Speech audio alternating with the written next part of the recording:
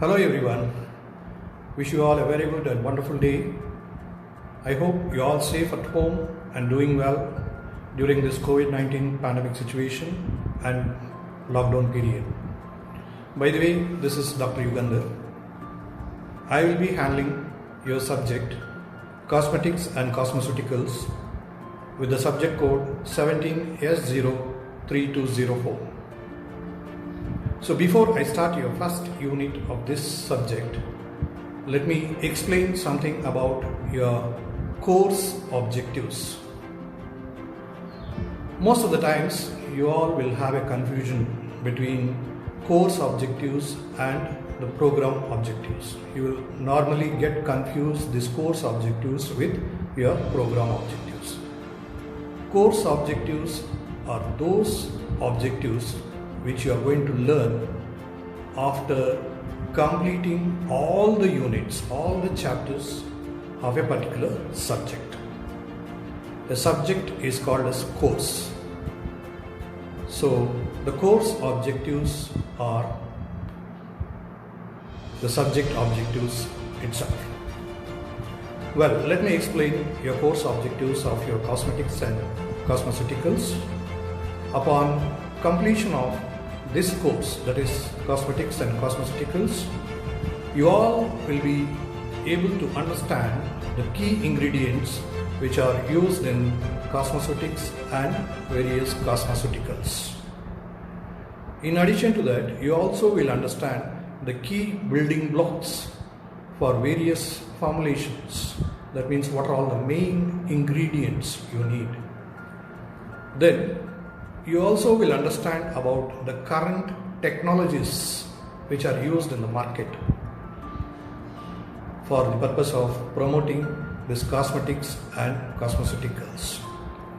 And in addition, you also will understand the various ingredients and the basic science to develop the cosmetics and cosmeceuticals, along with gaining a scientific knowledge to develop the cosmetics and cosmeceuticals with a desired safety and stability along with their efficacy. So these are all things you will learn when you complete all the chapters and if you understand each and every chapter objectives individually. Well, next let me start with your Unit 1. Your Unit 1 is your first chapter in this course or in this subject, that is Cosmetics and Cosmeceuticals, and the title of the unit is Cosmetics and the Regulatory Aspects Involved in Cosmetics. So in this today I will be handling only one part. I have categorized the entire unit into different parts, but in this video I will be discussing about the first part only. Now let me explain about the various ground rules for this discussion session or for this class. So you can just listen carefully and follow all these ground rules. If you have any questions or any doubts, you can make a list of them in a piece of paper and revert back them to me at the end of the class or end of the discussion to get them clarified. Well, you all are allowed to use your cell phones or your tablets or your laptops for the discussion or for the class. So as I told you earlier, the course objectives are same as the subject objectives, which are already explained in my very first class. So you all should refer the research review articles attached for more and further detailed information along with the discussion whatever has been provided in this video. So everyone must submit your filled audit forms. These audit forms will be sent to you in an attachment along with this video. Everybody must fill by their own. You should not leave any column blank in the audit form and especially at the left hand side bottom corner you have to write your other comments and feedbacks or any suggestions for the improvement of your understanding in my discussion. So this filled audit form will be considered as your attendance for the class. Once I receive these audit forms, I will confirm that you have gone through the video and you will be marked as present for the presentation. Along with that, you can also share your other comments about the topic if you have any in the WhatsApp group or in my personal WhatsApp number. Your feedback is very important and your feedback is golden. And your feedbacks are always highly appreciable. So please do that without fail. Well, now let me explain about the objectives and clear structure of this particular lecture, of this particular unit, that is Cosmetics Regulatory. At the end of the chapter, you all will be able to understand and gain scientific knowledge on the definition of cosmetic products as per Indian regulations, and then you all will gain knowledge and understand about Indian regulatory requirements for labeling of cosmetics and cosmeceuticals. Along with that, you will understand about regulatory provisions relating to import of various cosmetics, and you will understand and gain knowledge on misbranded or spurious cosmetics, and you will understand or gain knowledge on regulatory provisions relating to manufacture of cosmetics and conditions for obtaining a license, and prohibition of manufacture and sale of certain cosmetics. And you will also understand and gain knowledge about obtaining a loan license, and you will also understand and gain knowledge on various offences and penalties. Now, before I start, let me explain. Today in this video, I will be discussing about the definition of the cosmetic products as per Indian regulations, along with the Indian regulatory requirements for labeling of cosmetics and cosmeceuticals under Part 1. And remaining objectives will be covered or will be discussed in my further videos I will be sharing you in future. Fine. Now let me define about the cosmetic products as per Indian regulations. So I hope you all are familiar with cosmetics, and I am sure you all are using one or more than one cosmetic in your daily life. Well, as per the Drugs and Cosmetics Act 1940, a cosmetic means any article intended to be rubbed, poured, sprinkled or sprayed on or introduced into or otherwise applied or applicated to the human body or any part of the human body thereof for cleansing, for beautifying, for promoting attractiveness or for altering the appearance, and it includes any article intended for use as component of a cosmetic. So this is how the definition lies as per Indian regulations. Well, now let me move on to explaining about the Indian regulatory requirements for labeling of cosmetics.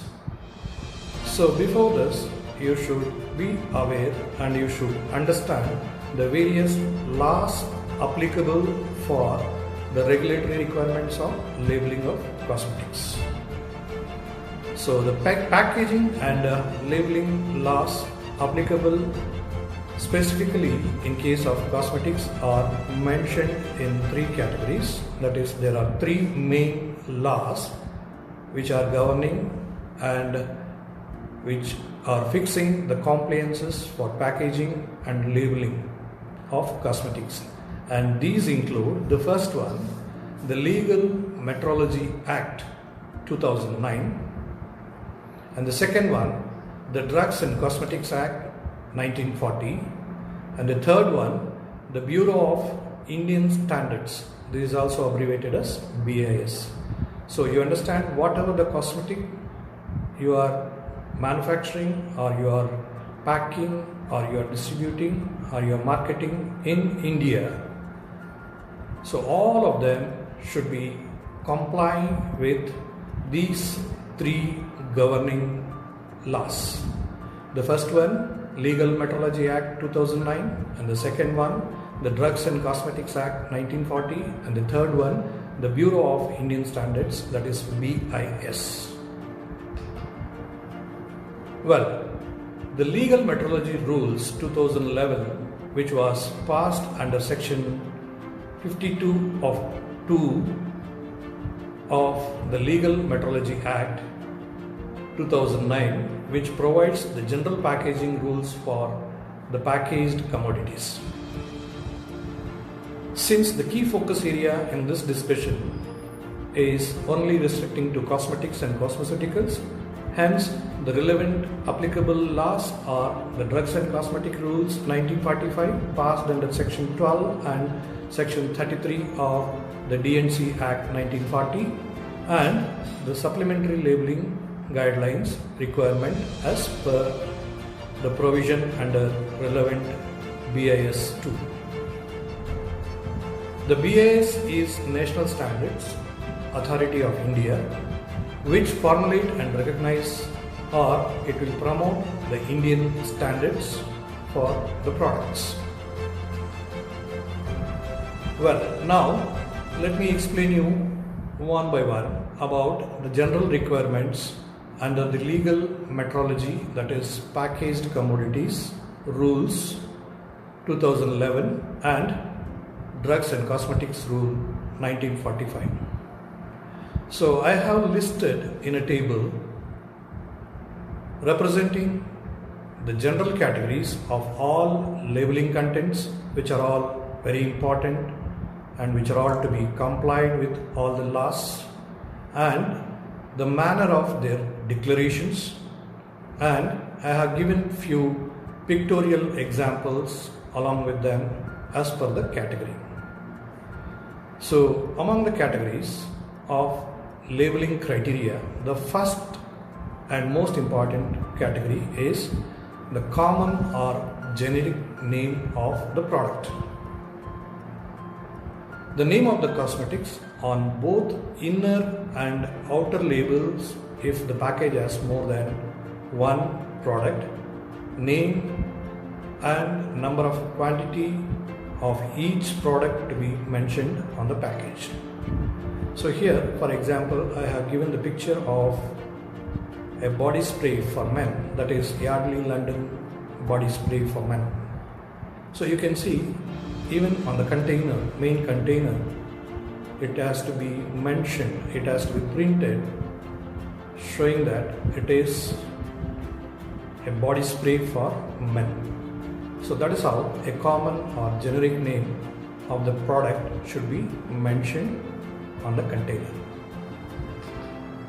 And the second criteria or second category of label, which is very important and which has to be complied along with the laws, and that include the name and address of the manufacturer. So the declarations should include that on both inner and outer labels should have the details of manufacturer, that is, they should mention either manufactured by or packed by. Suppose if the product has been purchased by someone for repacking and further distribution. So it has to be mentioned either manufactured by or packed by. Or if it is a direct manufacturer, you have to ensure that the name of the manufacturer has been printed on the main package as well as the main container. And the complete address of the premises where the product was manufactured also should be included. Additionally, the name and address of the packer and importer, in case if it has been imported, if the product has been imported from some other foreign suppliers. So the name and address of the packer or importer in relevant cases has to be mentioned. If the size of the container is small, then name plus principal place of manufacturer along with the PIN code has to be mentioned. So I have given an example here. The Synthol Deo Spray, you can see the manufacturing and marketing address which is printed on it. And the third category is manufacturing date or manufacture date. And the manner of declaration for this is the date of manufacture or pre-packed or import of commodity, which has to be mentioned on the label as well as on the container, along with the rubber stamp. In case if the printing is not possible, the rubber stamp can be used but without overwriting. There should not be any overwritings in case if the rubber stamp has been used. And it should be ensured that the date of manufacture or the pre-packed or import of commodity has to be mentioned on both inner as well as outer labels. So you can look at the picture of example what I have given here, that is fog body spray. You can see the manufacture date. Well, next category is expiry date, and the manner of declaration for this expiry date is use before, that is in terms of month or in terms of year or years, you have to mention use before a particular date, right? Has to be labeled on, or the expiry date has to be mentioned, that is both on inner as well as outer label. So you can check this label of oil cleansing milk, use before February 19. So likewise you have to ensure that it has mentioned there, then only it will be complied with the laws. The next category is the net quantity of the product. So the declaration include the standard unit of weight or measure, and it has to be mentioned even on outer label, and the weight of wrappers or the weight of containers should be excluded, and the net quantity if the commodity is not likely to vary on account of environmental conditions. That means if the product is stable and it is not getting converted into some other form due to the atmospheric conditions or environmental changes or storage conditions or oxidation or reduction, etc., etc. So if likely to vary, suppose if the product is likely to vary when packed, you have to mention as when packed. If package capacity is less than 10 cubic centimeters or less, then the quantity declaration to be made on the tag card or tape, etc. So in case if the package is too small, if the package quantity is very less and the package is overall small, then in such case you can use a tag label and the quantity declaration you can make it on a tag or a card or even a tape. And no declaration required. if the net content of the package of the perfume, or if the net content of the package of toilet water or the like products is less than 60 ml, or if it is less than 30 grams. So if the product net weight is less than 60 ml or 30 grams, in that case the declaration is not mandatory. So here you see how the net content has been mentioned in the example, that is Axe deodorant body spray. So net content 150 ml.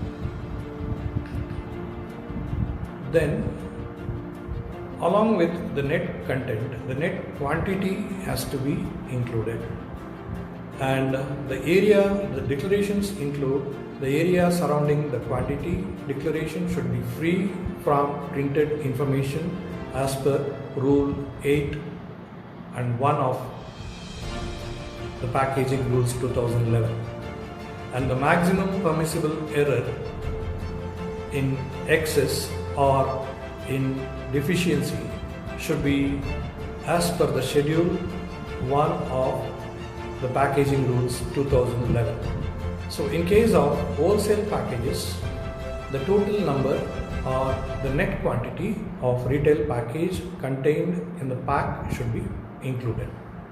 You can check the example here, that is PS bathing bar. In this case, the net weight when packed, it was 75 grams plus 25 grams free, and that is altogether 100 grams. So this is how it has to be mentioned. Well, the sixth one include the retail sale price,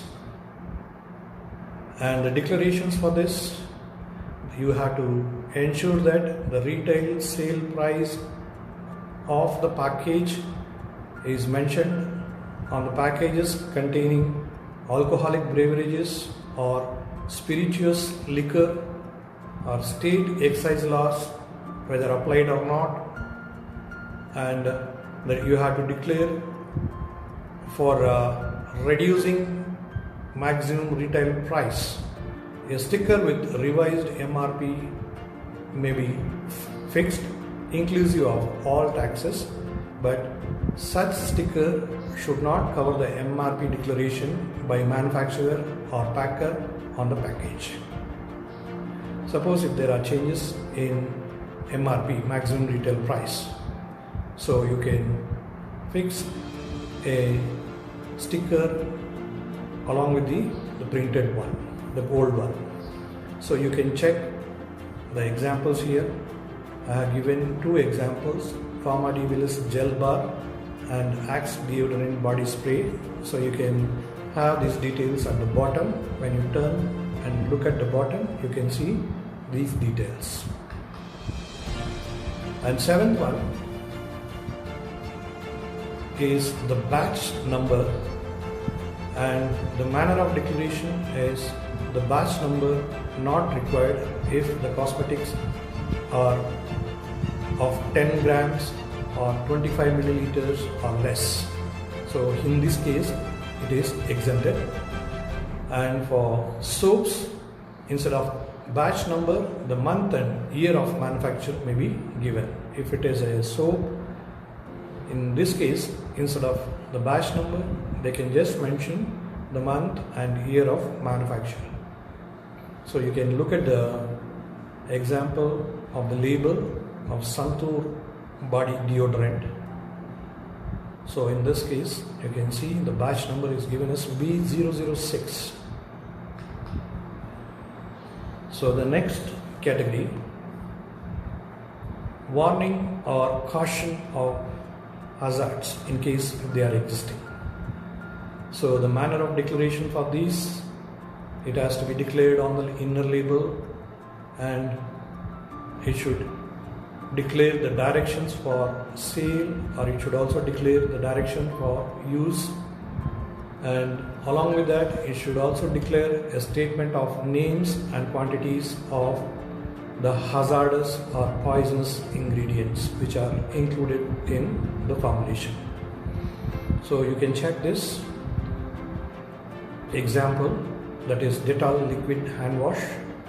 So in this case you see the directions.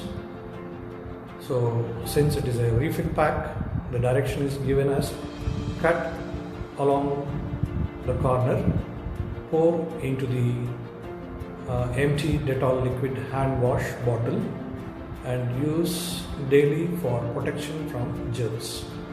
And similarly you can check the caution for external use only, keep out of reach of children unless until it has been monitored or supervised by an adult, etc., etc. All these cautions are given here. Then the 9th category is manufacturing license number, and this manufacturing license number should be declared as per the proceedings by letter M. And you can see the example here, Santur hand wash. The manufacturing license number is given as MHIM/COS/04/33.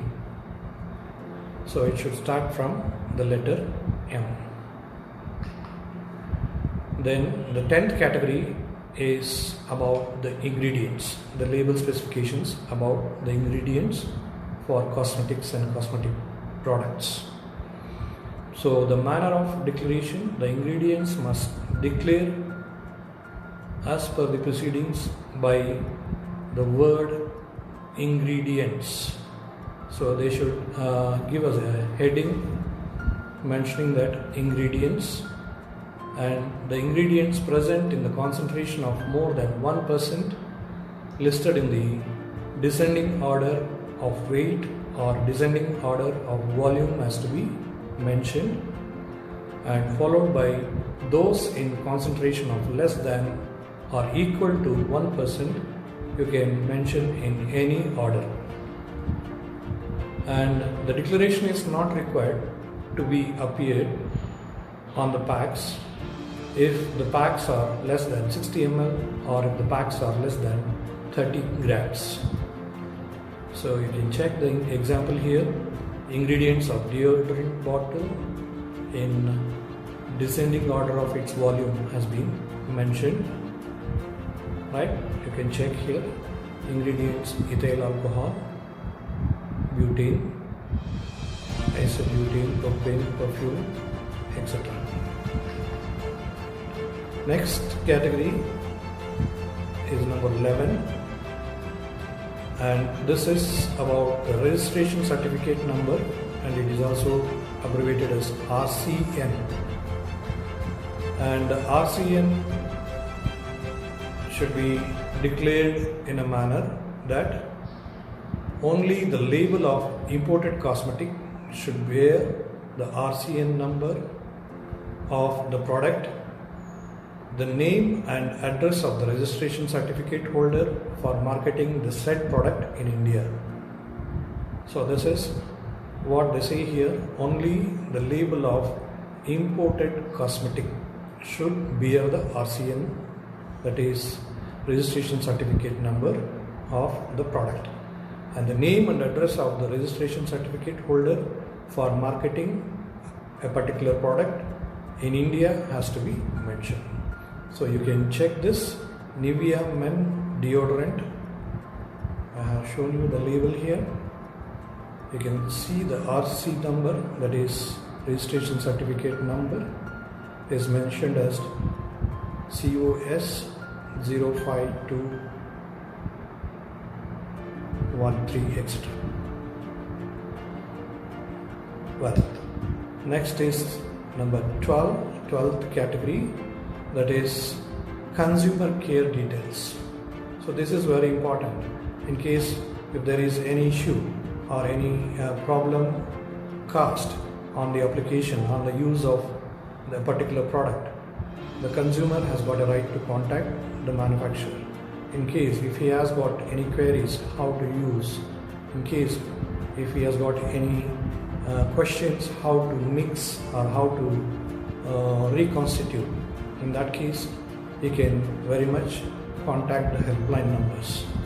So the manner of declaration should include the name, address, telephone number, email address of the manufacturer, of the person who can be contacted in case of consumer complaints. In case if the consumer has got any complaint, the name of the person to whom the consumer should contact has to be mentioned on the label. So you can check this again, Nivea men deodorant again here. So in this case it is given all the details, it is including all the details here along with the customer care number. So the next is number 13, that is usage of stickers. And the usage of stickers are not permissible for altering or making any declarations, and except in the case of reducing MRP. Suppose if the MRP has been reduced, in that case it is permitted, but same should not cover the MRP declaration made by the manufacturer or the packer which is printed previously. So initially they might have printed one particular MRP, and maybe because of promotion or maybe because of sale offers, they may reduce the price to increase the marketing potential and sales of a product. And in that case, so the stickers can be used with the new MRP if the rate has been reduced from the previous one, but they have to ensure that the previous one is not covered. That also should be visible, and along with that they have to mention beside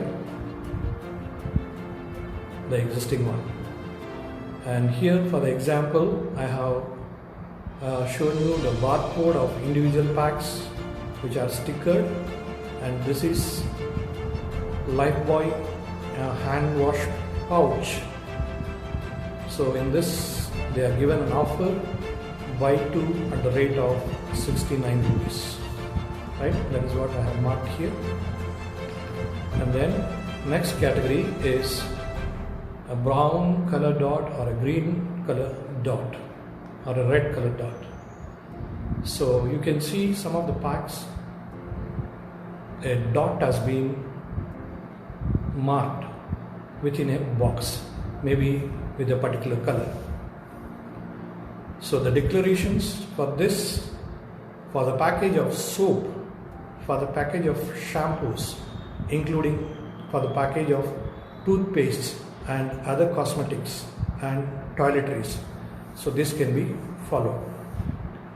In case if they have used any ingredient which is from non-vegetarian origin, they can label it with brown dot. In case if it is manufactured by using only vegetarian material or material from vegetarian origin, then it can be represented with a green dot in a box. So sometimes if it is related to animal products, some places, as per some laws, they may also use red dot. The next category is not a standard pack size under legal metrology according to Packaged Goods or Packaged Commodities Rules 2011. So the declarations for these include the specific cosmetics should be packed in a standard quantities as mentioned in the second schedule of the said rule.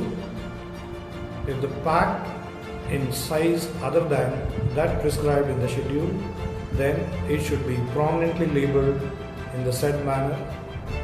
Then the value-based packages can be sold without complying with the second schedule. So for this I have shown you the label, that is Trigoni Ezi Eats. This is Rasa Vada. For this you can see here non-standard pack they have mentioned here on the label. Well, these are the 15 different categories. You have to focus on the labeling criteria of a particular cosmetic or cosmeceutical product to check whether they are complying with the governing laws and rules of Indian governing authorities. So with this I will continue along with few do's and don'ts.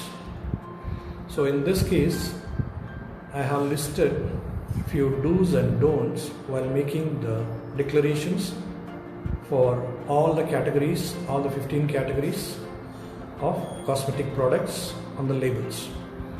So let me explain you about the do's first. Number 1, the declaration should appear on principal display panel. And number 2, they should be legible and prominent. Legible and prominent means they should be clearly visible and prominent. They should not be in too small font size or blurred manner printed. So these all shouldn't be there. And number 3, retail sale price and net quantity either painted or printed or inscribed in the contrasting color. So that means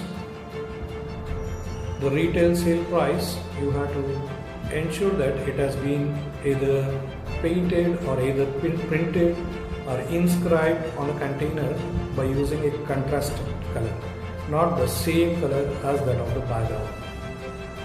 And number 4, declarations to be either in Hindi or in English or in any other local language as long as it is in India. And number 5, if the declarations are in the form of handwriting or hand script, such declarations should be very clear and very unambiguous and legible.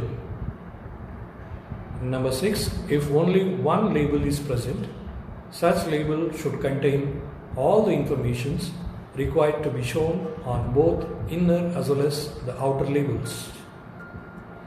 And number 7, if there is an outside container or a wrapper for a particular product, it should also contain all the declarations, whatever is necessary. And number 8, a label for making the declarations can be affixed on the imported packages also. And number 9, if a commodity consists of a number of components for the sale of single commodity, all the declarations are required to be made on the main package, or such declarations may be given on individual packages and intimation to the effect may be given on the main package. So these are the 9 do's while making the declarations of the various categories of cosmetics on the label. And now let us look into the do nots or don'ts. So in this, the first one, no person or no manufacturer is allowed to alter or obliterate or deface any inscription or make any mark on the container, label, or even on the wrapper of any cosmetic unless it is allowed by the licensing authority. The labeling or packaging of cosmetic should not convey any false or misleading claims, packed or relabeled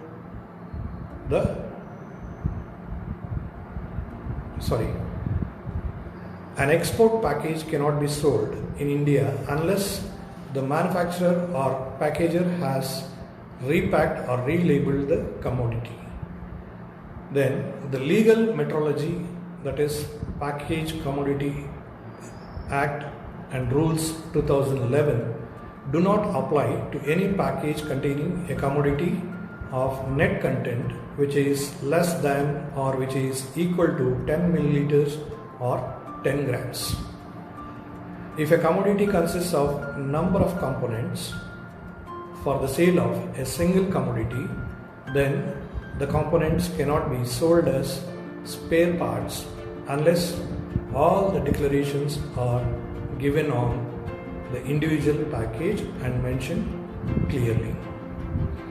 So with this, I complete the first part, and will be continuing with part 2 in my next video. So here I have listed few references for your further study, and please go through the relevant publications or published articles which are explaining about the various labeling criteria. The Safe and Affordable Food Labeling Act aims to address unnecessary impediments to feeding the world. And this is a great quote by Mike Pompeo. So with this, I complete the first part of cosmetics regulatory. So you have any questions or any queries, please make a list and get back to me and revert back to me and try to clarify. Thank you very much. Have a good day again.